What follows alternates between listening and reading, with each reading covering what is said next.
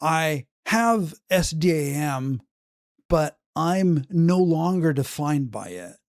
And my hope is by showing that there's one path to a more brighter spot, that this will help other people's. And I'm not saying the same thing will be true for anybody else. And it's not about how I got my memories back. It's about how I forged a new identity, and which redefined my relationship with my SDAM. So a lot of my journey I've already documented in other YouTube videos or Substack writings, but I'm going to put in this video here kind of the key events in one spot. So I'm going to start at the beginning, and I'm going to describe for you what it was like before I had discovered I had aphantasia or SDAM. I was pretty much a constant 8 out of 10 on the happiness scale. Nothing ever really bothered me. I was not emotional. I was very analytical, and I actually thought that emotions were a weakness that people could use to manipulate you, or you would not think properly if you're emotional. And interestingly enough, I was listening to the radio one time when I heard a report of a man who was in a car crash and was put into a coma. And when he woke up from the coma, he was really upset that he had lost this ability that he didn't even know he had, which was the ability to visualize things in his mind. And that is aphantasia. And as soon as I heard this, I understood that, like, I have this too. Like, everything, so much stuff made sense.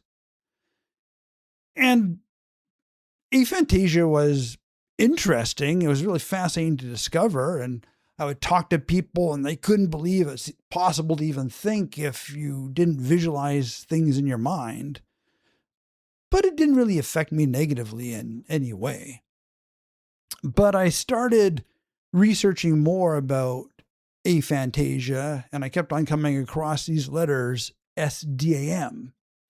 And when I researched what that was and found out it was severely deficient autobiographical memory, it became obvious that I had this too. And at first, the discovery, though feeling more impactful and more consequential than aphantasia, it wasn't really causing a lot of problems at first. But I'm going to describe to you some things that might seem a little bit like tangents, but these are actually pretty essential for understanding how I redefine my identity. So the first thing that happened was I had an emotional breakdown.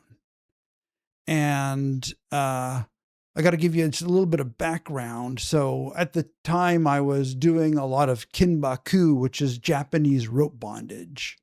And it's an intimate activity. And my rope partner once sent me a writing that she had written when she was first tied in rope, and how the trust and connection and vulnerability that she had experienced and how wonderful it was. And when she sent this to me a few days after our last session, I started reading this, and it was the most beautiful thing that I had ever read.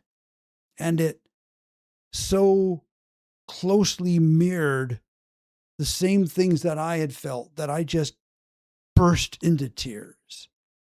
I could not control myself, and I cried for a month solid.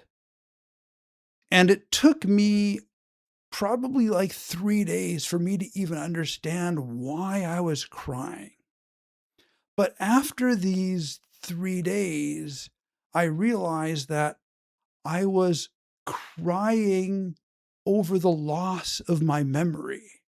I was crying over the loss of myself. Like I felt like my life was just being stolen away from me, and I was just devastated by it. And it took about 1 month for me to get to the point where I was not always crying. Like I'd be crying 3 or 4 times a day. It was just crazy. And one of the things I used to describe it is I felt like there was this giant ocean of sadness. And if I just got a little bit wet, I'd fall into this ocean and I would drown. Just sadness would just completely overwhelm me. At this point, like Aphantasia and SDAM were really my identity. That everything in the world that I experienced or thought I was viewing through this lens. So I did some therapy for a while, and my therapist told me that he thought I was okay because I wasn't crying all the time anymore. And if I just didn't think about certain things that would trigger it, then I would be fine. But this didn't really help me at all. But then there's 3 different people in my life that pointed me towards psychedelics. And up to this point, the idea of doing psychedelics was like just unbelievable to me. Like I would have bet you $1 million that I would never do psychedelics before I had my breakdown. But my rope partner, she actually told me about the Netflix series, How to Change Your Mind by Michael Pollan. And I watched that, and that was pretty interesting, and it opened up my mind to the possibility of doing it. And then another friend independently told me about the book, How to Change Your Mind, that the series was based off of, and he was able to add more to it. And that gave me more confidence to try it, because these people could still see that even though I wasn't crying all the time, I could easily burst into tears still. Right. So after becoming open to the idea of doing some psychedelics, things naturally all pointed towards ayahuasca. And I didn't even know what ayahuasca was, but everything just pointed that way. And at first, I was thinking like, how could I trust my mind after I take some substances in there, right? But I knew that a lot of the intellectuals that I had listened to and respected, they had recently described that they had all taken different psychedelics and they were clearly all intelligent and not crazy, and it didn't make them lose their mind or anything. So when I went to my first ayahuasca ceremony, I was thinking that it would, I was wondering at least if it would fix me. I was very much thinking about aphantasia and SDAM all the time. And the first night of the first ceremony, when the medicine started taking effect, I was closing my eyes, and normally I don't see anything when I close my eyes. It's just kind of a brown and dark green static of doesn't mean anything. But when the ayahuasca started taking effect and I was closing my eyes, I would see a spiral appear. And it was not really an impressive spiral. It had dark green and brown colors to it, and objectively it wasn't impressive or memorable, but I found it really beautiful. And after a short period of time, it went away and another spiral came. And it was also really beautiful. And then it would go away. And another one would come. And this kept on happening.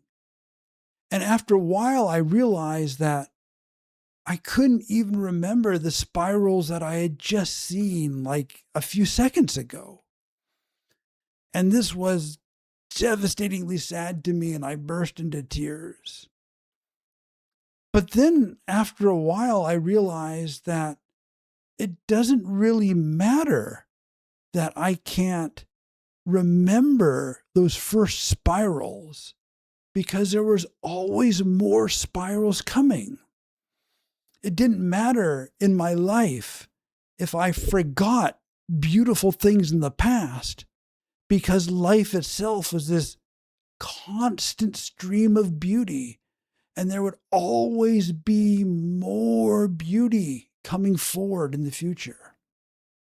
And this was a really powerful reframing for me. And after I had this epiphany, I then transitioned to a place where my body was transitioning through the void from one location to another, and I was looking for my memories. So I would end up in a location and I would look around, are my memories here? And they wouldn't be here. And then I would go to another location and I would look around, are my memories here? And when I determined they weren't, I would move to another location. And I started thinking, like, what would it even mean to find my memories? Like, would there be a book? Would I find a book and open this book up and read this book and get my memories back? But there was never any book. And after a while, I began to accept the fact that I'm just not going to get my memories back. It's just something I need to live with. And even though these were a couple of powerful epiphanies, it didn't cure me, but it was a powerful reframing. And the psychedelics, they helped me heal other things. They made me a lot more compassionate and loving and understanding and less judgmental. And these are key attribute changes. Later, I was with my friend Dave, and we did some magic mushrooms. And this is the first time I had ever done any.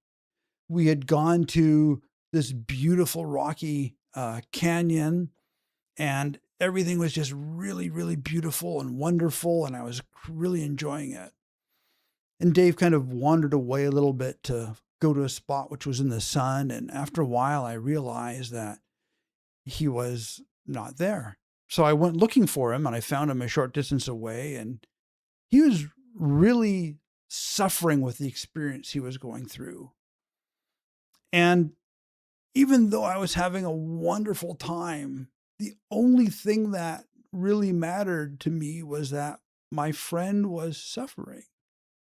So I just I gave him a big hug, and I told him that, I had infinite energy to give to him, and he could take as much as he wanted, and he couldn't diminish me in the least. And, I helped him go through the difficult period he was going through. And later on, when we were going back to the car, he told me that he kind of felt like there was some sort of like psychic parasite in his back. And I just kind of jokingly said, I'll remove it. And I just kind of reached his back and went, pulled it out, like just kind of humoring him. And he fell to his knees and he purged and he puked out all this stuff. And the puke formed the shape of like a demon on the ground. It had like horns on it and everything. It was crazy. But after this was out of him, he felt amazing. He felt like so much better. And this healing actually persisted like in the following days and weeks, right? And it really gave me a sense of being somebody who was there to help form a connection and to help heal him. And it really strengthened our connection and was amazing to be able to give it to him. And then a bit later, I was up in the Bay Area for some work, and I hooked up with a friend I hadn't seen in like decades. And we went down to the ocean and area, which was really special to him because he would bring his mother there before she died. And he was still really mourning her death. And we both took some mushrooms and we were able to kind of relax and open up. And he was telling me about how he felt very analytical and stuck in his head. And he was telling me about different trauma that he had experienced and, his troubles with alcohol and a bunch of other things. And a lot of times when he was describing things, I would notice something and I'd say like, I have an observation. Would you like to hear it? And invariably he'd say, yeah. And I'd tell him what I had observed and he'd go, oh. And he was able to have these epiphanies. And I was able to help him make some progress in a lot of these things that were bothering him. And this also felt really fantastic to help him with his healing. And I kind of had this fantasy at this point that I'd be able to have some powerful people like a politician or like a warlord or something.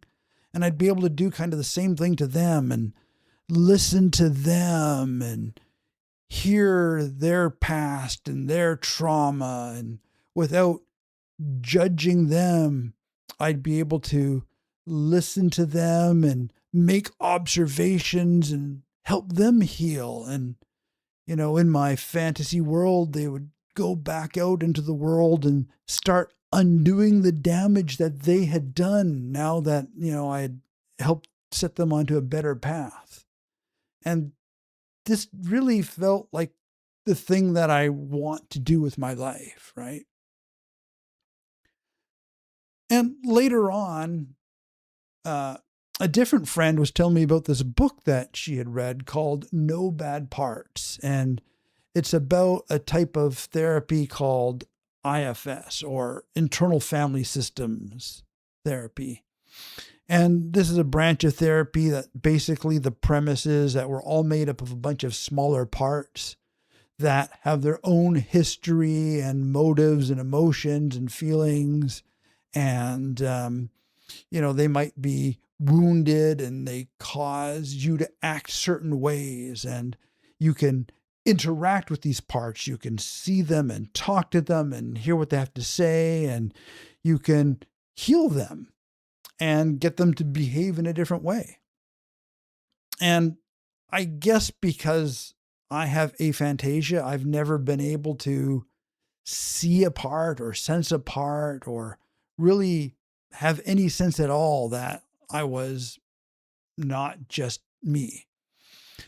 But one time when I was incredibly sad, I just on the hunch that I was blended with a sad part, I just kind of broadcast a notion out into the void.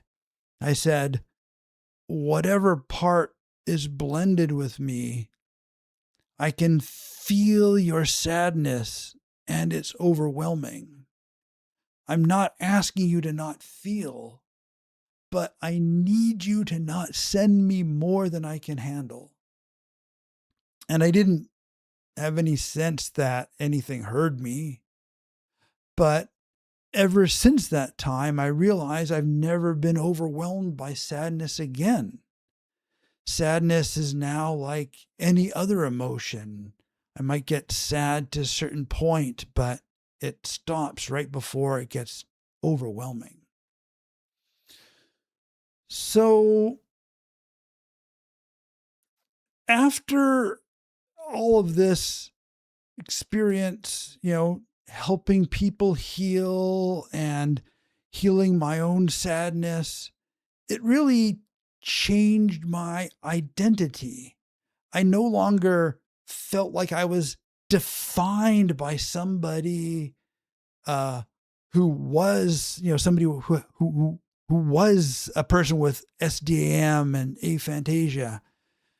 I became somebody that wants to help people. I want to absorb their emotional pain so they don't have to carry it all by themselves. I listen, I don't judge, I validate people's feelings, and I help them see that the lens that they're viewing the world through might be causing them grief and harm. And I seem to be really good at this. And a lot of people have told me that I have a gift for helping people open up and see how they are viewing the world in a distorted fashion that's not serving them. And strangely enough, once I stopped defining myself by my poor memory, I think that my memory problem helped me forget that I used to define myself by my memory problem. So my SDAM now seems like the least interesting thing about me. And now that I am no longer defined by my memory problem, I can sit with those who are still struggling with it. I'm in the process of setting up an SDAM support group on Zoom. And it's going to be a place where you can talk about your experiences and you can ask me about mine. It's not set up yet, but it will be soon. Watch the pinned comment and I will update that with information, and I'll update the description too. So that's basically my journey. I've got a lot more detail about this in a lot of videos and writings that I've already done, but those are the main events for this journey. And I'm not saying that my path and your path are going to be the same, but hopefully just by seeing that there are paths out of the darkness, that it'll be valuable to people to help them find their own way to a healthier spot. Thank you for watching.